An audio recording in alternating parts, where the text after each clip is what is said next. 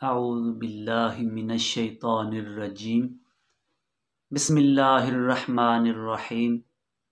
अल्लाहुम्मा सल्लि अला मुहम्मदिन व अला आलि मुहम्मदिन व बारिक वसल्लिम। आज एक इंतहाई अहम मौजू पर गुफ्तगू करनी है। हमारे यहाँ अक्सर ये होता है कि औरतें घरों में इकट्ठी होके 10 बीबियों की कहानी, या फिर एक और है मोजज़ा हज़रत अली अलैहिस्सलाम, और दूसरा मोजज़ा हज़रत फ़ातिमा तो ज़हरा सलामुल्लाह अलैहा। ये कहानियाँ औरतें घर में इकट्ठी होकर पढ़ती हैं और पढ़ने के बाद कोई तबर्रक, कोई शरीनी वगैरह वो तकसीम कर देती हैं। तो इसका तहकीक की गई तो पता चला कि ये मनगढ़ंत किस्म की ये कहानियाँ बना के और ये शुरू कर दी गई हैं।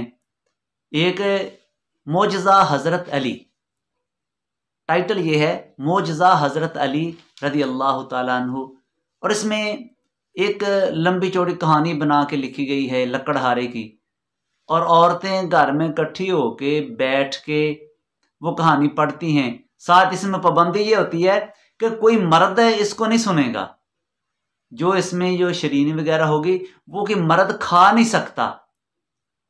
तो ये अजीबोगरीब किस्म की ये कहानी जो है वो बनाई गई है, और फिर इस पर लोगों को पक्का करने के लिए, और फलां का बेटा घोड़े से गिर के मर गया, फलां का ये नुकसान हो गया, फलां का ये नुकसान हो गया, तो औरतें जब इसको देखती हैं तो वो बिल्कुल पक्की हो जाती हैं, और बिल्कुल बड़ा कर्फ्यू नाफिज होता है कि कोई मर्द घर में नहीं आ सकता, बच्चा नज़दीक नहीं आ सकता। घर में छुप के औरतें बैठें, एक औरत पढ़ती जाती है, बाकी सुनती जाती हैं। मैंने ये 10 बीबियों की कहानी ये मुकम्मल पढ़ी।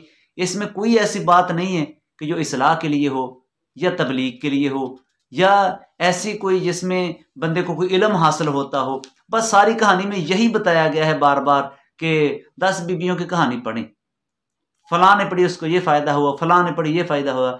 और इसमें 10 बीबियों की कहानी वाला नाम ही नहीं है, कोई चीज़ कहानी वाली कोई चीज़ है ही नहीं इसमें, बीबियों के मतलब कोई बात है ही नहीं है इसमें, लेकिन ये अजीबोगरीब कहानी शुरू कर दी गई है।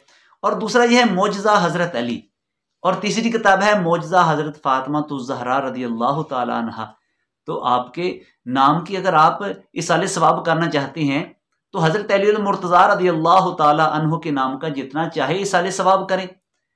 आप इन हस्तियों के नाम का इसाले सवाब जितना चाहे कर सकते हैं, लेकिन कहानी पढ़ना इसकी जगह पे। और दूसरा ये है अहम बात इसमें, जिसने ये लिखा है मोजज़ा हज़रत अली, और जैसा कि अगर खिलाफ़े आदत काम अगर किसी अल्लाह ताला के नबी से हो तो उसके लिए मोजज़े का लफ्ज़ इस्तेमाल किया जाता है, लेकिन अगर किसी वली से हो, यानी नबी के बाद किसी से भी अगर खर्क आदत खिलाफ़ आदत, वो उसे मोजज़ा नहीं कहेंगे, उसे करामत कहेंगे।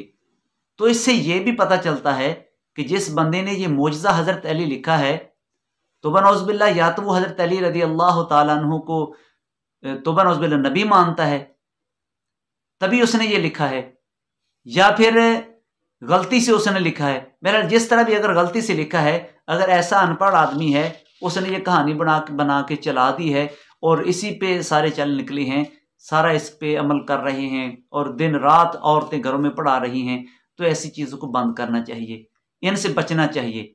हाँ, अगर इसाले सवाब करना है तो आप कर सकती हैं घर में औरतें, और घर में सबसे बेहतर ये है कि औरतें घर में बैठें, और औरतों को मसाइल का पता नहीं है, घर में मसाइल पे गुफ्तगू करें, पाकी के मसाइल पे गुफ्तगू करें, नमाज के मसाइल पे गुफ्तगू करें।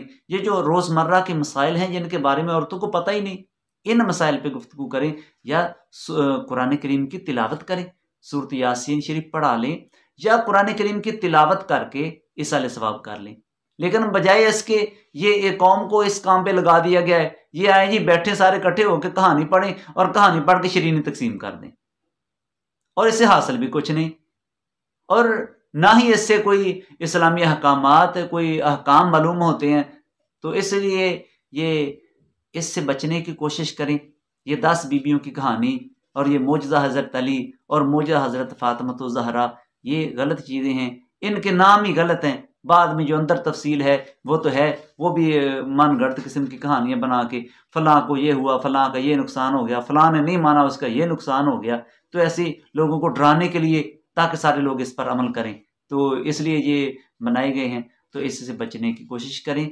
और अगर आपने इसाले सवाब करना है तो अपने घर में कुरान करीम की तिलावत करें और फिर इन हस्तियों के नाम के इसाले सवाब भी आप कर सकते हैं।